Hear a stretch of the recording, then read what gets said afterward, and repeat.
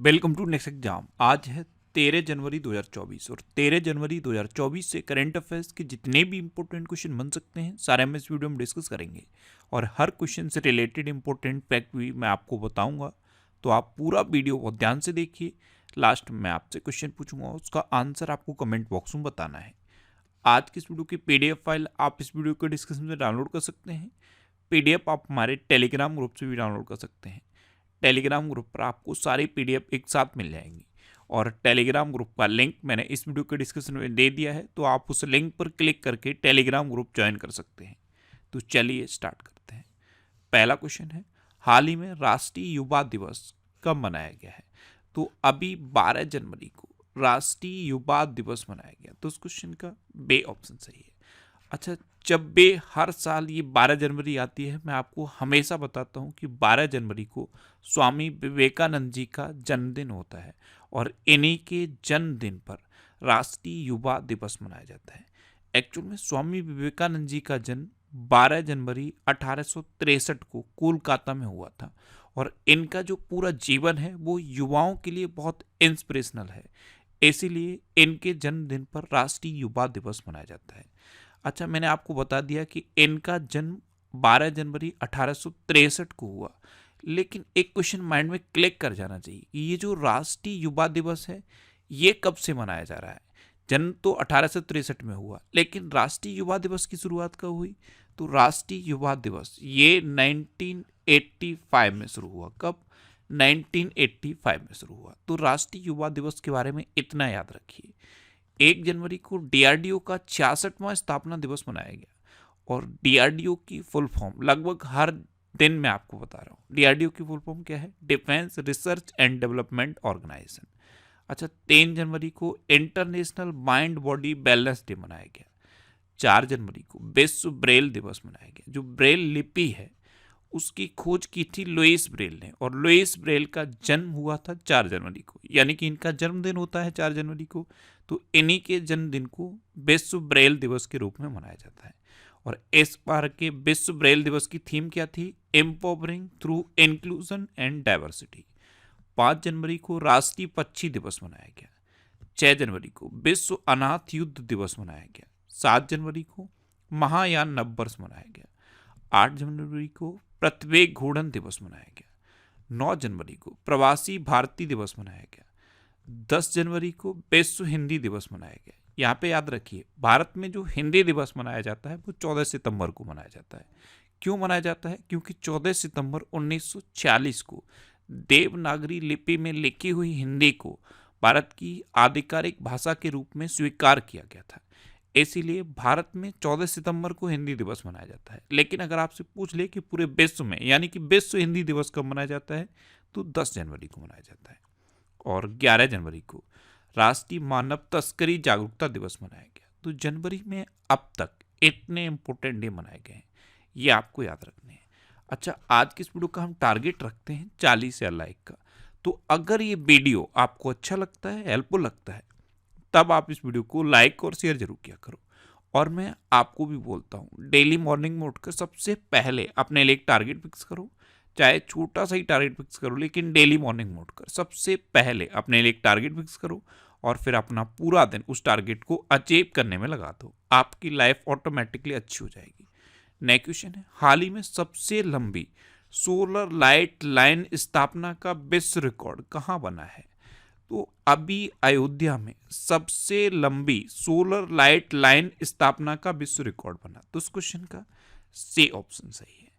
अयोध्या प्रशासन ने ये नया वर्ल्ड रिकॉर्ड बनाया है और गुप्तार घाट से झुनके घाट और आगे नया घाट तक ये सबसे लंबी सोलर लाइट लाइन स्थापित की गई है।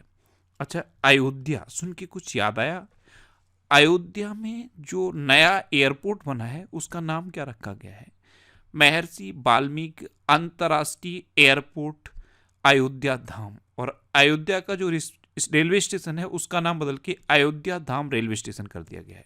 और कल भी अयोध्या से रिलेटेड एक क्वेश्चन मैंने आपको बताया, अयोध्या में हनुमानगढ़ी का जो बेसन का लड्डू है उसे अभी GI टैग मिल गया है।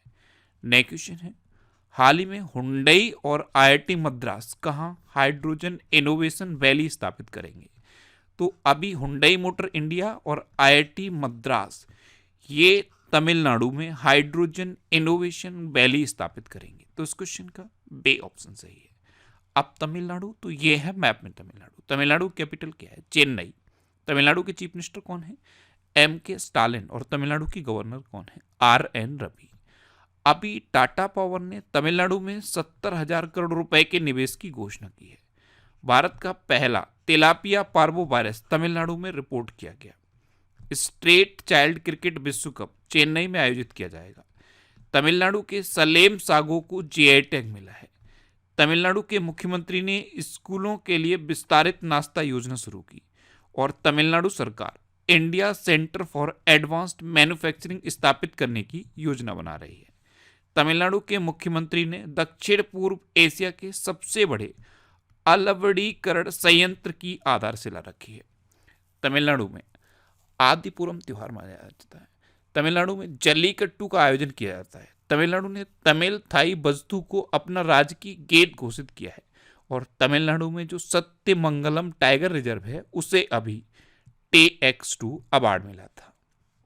नेक्स्ट क्वेश्चन है, हाल ही में दक्षिण कोरियाई कंपनी सिमटेक किस राज्य में सेमीकंडक्टर संयंत्र स्थापित करेगी? तो साउथ कोरिया की कंपनी है सिमटेक, ये अभी गुजरात में एक सेमीकंडक्टर संयंत्र स्थापित करेगी। तो इस क्वेश्चन का सी ऑप्शन सही है। और ये जो कंपनी है ये गुजरात के सानंद में 1250 करोड़ रुपए की लागत से ये संयंत्र स्थापित करेगी। अब गुजरात, तो ये है मैप में गुजरात। गुजरात की कैपिटल क्या है? गांधीनगर। गुजरात के चीफ मिनिस्टर कौन है? भूपेंद्र भाई पटेल। और गुजरात के गवर्नर कौन है? आचार्य देवव्रत। अभी गुजरात ने 2026-27 तक $500 अरब की अर्थव्यवस्था बनने का लक्ष्य रखा है। NHPC गुजरात में कुप्पा हाइड्रो स्टोरेज परियोजना का निर्माण करेगी। गुजरात ने एक साथ 108 स्थानों पर सामूहिक सूर्य नमस्कार का गिनीज वर्ल्ड रिकॉर्ड हासिल किया है। और गुजरात भारत की पेट्रो राजधानी के रूप में उभरा है। अच्छा, गुजरात में गिरी नेशनल पार्क है, ये एशियाटिक लॉयंस के लिए फेमस है। सरदार सरोवर डैम है, नल सरोवर लेक है, थोल लेक है, कंकड़िया लेक है और खिजाड़िया लेक है। इतना तो आप गुजरात के बारे में याद रखिए। और दक्षिण कोरिया सुन के कुछ याद आया? दक्षिण कोरिया ने अभी कुत्ते के मीट के लिए प्रतिबंध लगा दिया है। कुत्ते को जो लोग काटते थे उस पर प्रतिबंध लगा दिया है। दक्षिण कोरिया में ये प्रचलन था, लोग कुत्ते को काट के खा जाते थे, तो अब वहां पे इस पर प्रतिबंध लगा दिया गया है। नेक्स्ट क्वेश्चन है, हाल ही में किस देश से रियल टाइम प्रेषण के लिए प्रमुख यूपीआई ऐप्स सक्षम हुए हैं? तो अभी सिंगापुर से रियल टाइम प्रेषण यानी कि रियल टाइम मनी आप सिंगापुर से यूपीआई के थ्रू अब आप भेज पाओगे। तो इस क्वेश्चन का बे ऑप्शन सही है। जैसे सपोज आपका या आपकी फैमिली का कोई मेंबर सिंगापुर में जॉब करता है और वो अगर अभी तक रुपए भेजता था तो उसका माध्यम थोड़ा सा टिपिकल होता था, पैसे भेजना इतना आसान नहीं था। अब क्या है, अगर वो सिंगापुर में जॉब कर रहा है और यूपीआई के थ्रू आपके अकाउंट में पैसा भेजना चाहता है तो रियल टाइम में पैसा आपके अकाउंट में हो जाएगा। ये सिंगापुर के लिए इनेबल्ड किया गया है। कौन कौन से यूपीआई इनेबल्ड किए गए हैं? इसमें एसबीआई का जो यूपीआई है उसे इनेबल्ड कर दिया गया है, एक्सिस बैंक का, आईसीआईसीआई बैंक का, और जो भीम यूपीआई है उसे भी इनेबल्ड कर दिया गया है, फोन पे को इनेबल्ड कर दिया गया है और पेटीएम को भी इनेबल्ड कर दिया गया है। तो सिंगापुर वो कंट्री बन गया है जहाँ के लिए रियल टाइम मनी ट्रांसफर के लिए यूपीआई को इनेबल्ड कर दिया गया है। अब सिंगापुर, तो ये है मैप में सिंगापुर। सिंगापुर की कैपिटल क्या है? Singapore city. सिंगापुर की करेंसी क्या है? Singaporean dollar. और सिंगापुर के प्रेजेंट टाइम पे प्रेसिडेंट कौन है? थरमन सनमुगरत्नम। और सिंगापुर की प्रेजेंट टाइम पे प्राइम मिनिस्टर कौन है? ले शिएन लुंग। कौन है? ले शिएन लुंग। अभी सिंगापुर के चांगी हवाई अड्डे को विश्व के सर्वश्रेष्ठ हवाई अड्डे का खिताब मिला है। अब हवाई अड्डा, तो ये जो सिंगापुर का चांगी हवाई अड्डा है ये विश्व का सर्वश्रेष्ठ हवाई अड्डा बना है।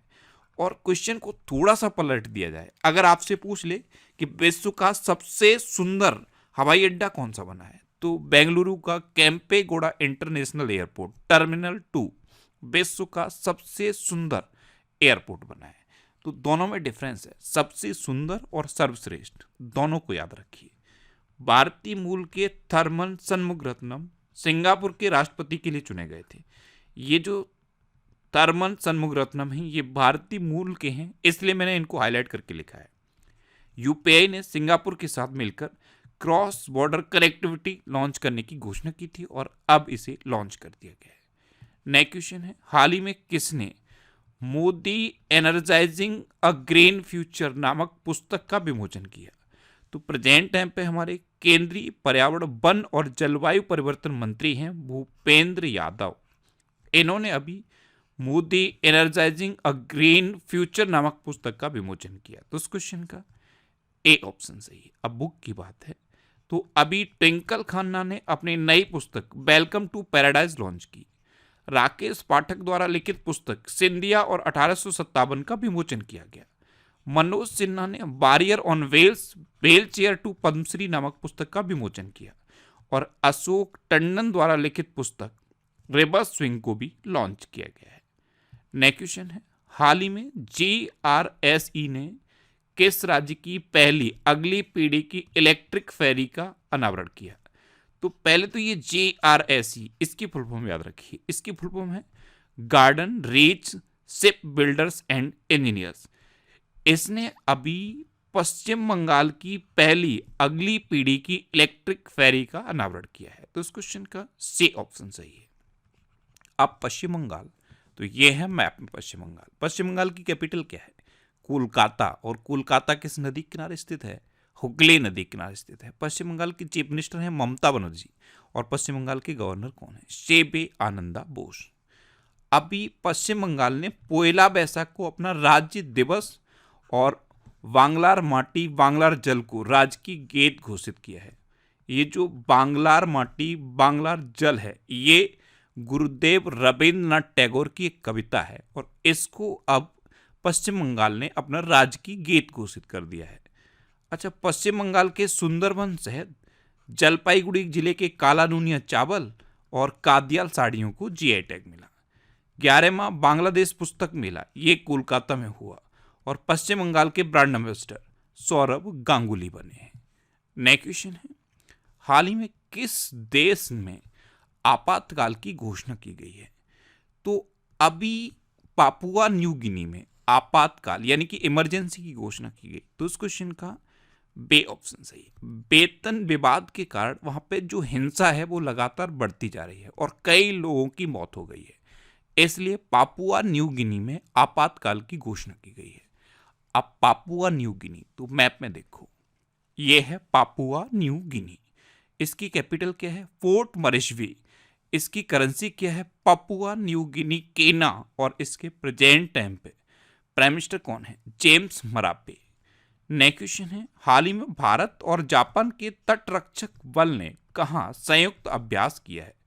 तो अभी भारत और जापान के तटरक्षक बल ने चेन्नई में संयुक्त अभ्यास किया है। तो इस क्वेश्चन का सी ऑप्शन सही है।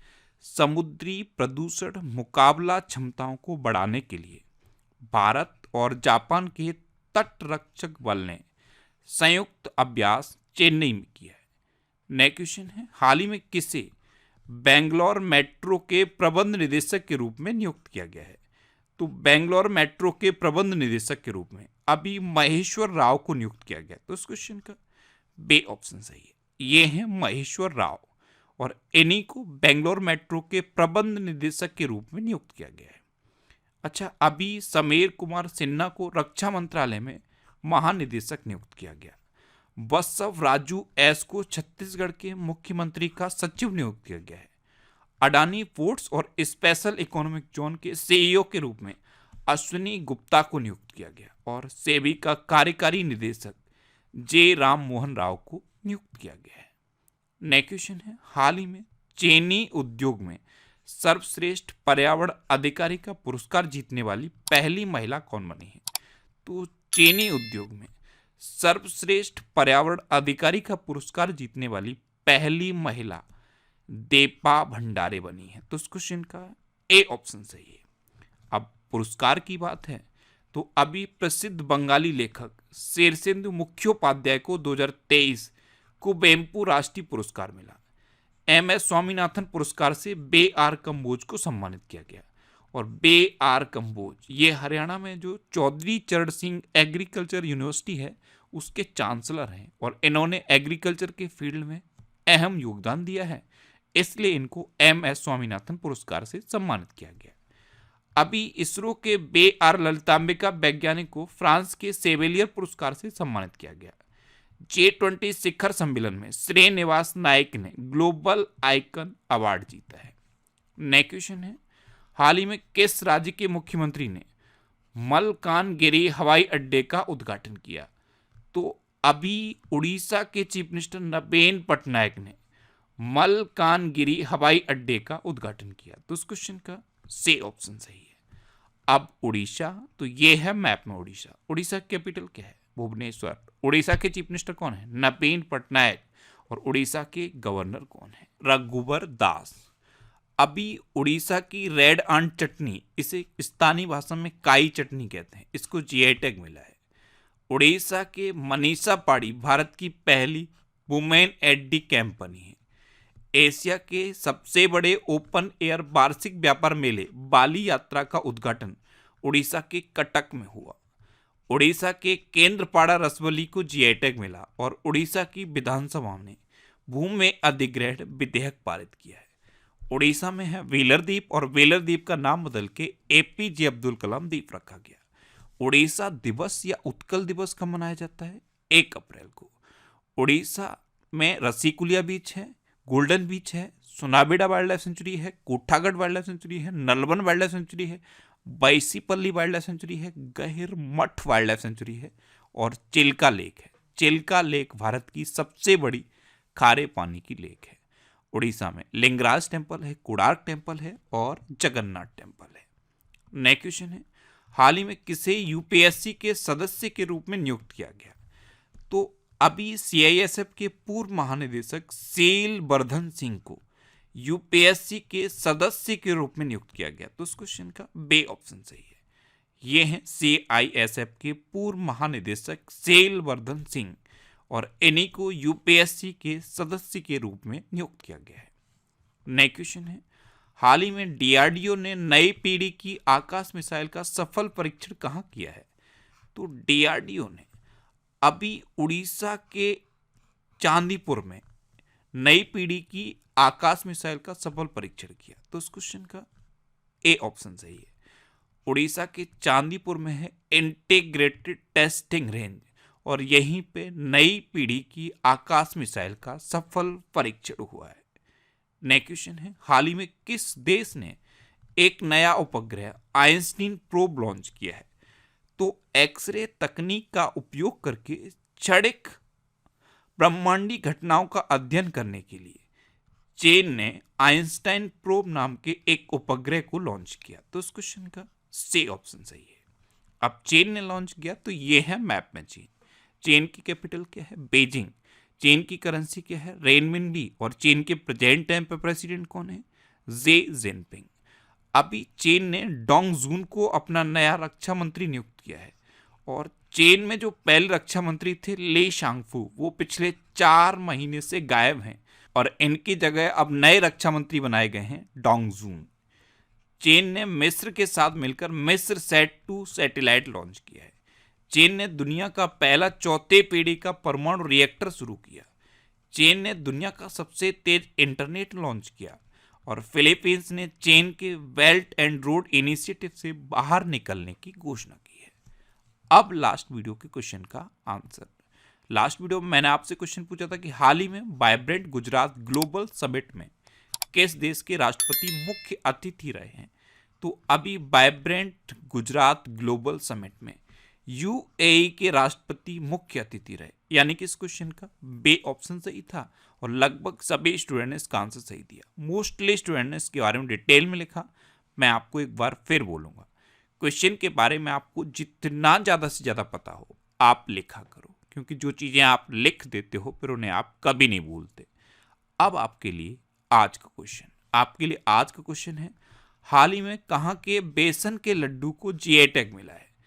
4 ऑप्शन दिए गए हैं, इनमें से आपको अपना आंसर बताना है। और इसके अलावा हम हमारे फेसबुक पेज पर previous year question daily post करते हैं, तो आप फेसबुक पर नेक्स्ट एग्जाम सर्च करके हमारा फेसबुक पेज ज्वाइन कर सकते हैं, क्योंकि प्रीवियस ईयर क्वेश्चन आपको बहुत हेल्प करते हैं।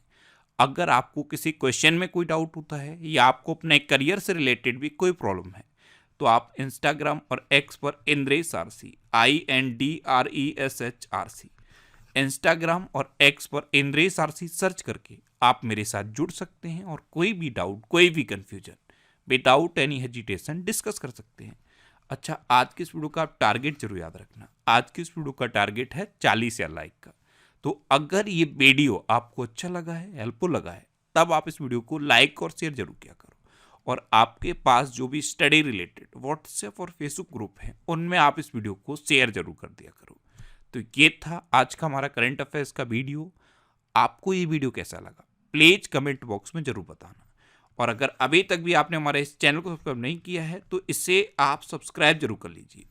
आपको इस चैनल से निश्चित ही मदद मिलेगी। जब भी आप इसे सब्सक्राइब करेंगे तो बराबर में एक बेल आइकन बन के आएगा, आप उस बेल आइकन पर जरूर क्लिक कर लें, जिससे कि आपको डेली मॉर्निंग में करंट अफेयर्स की वीडियो मिलती रहे। Next exam always with you. Thanks for watching.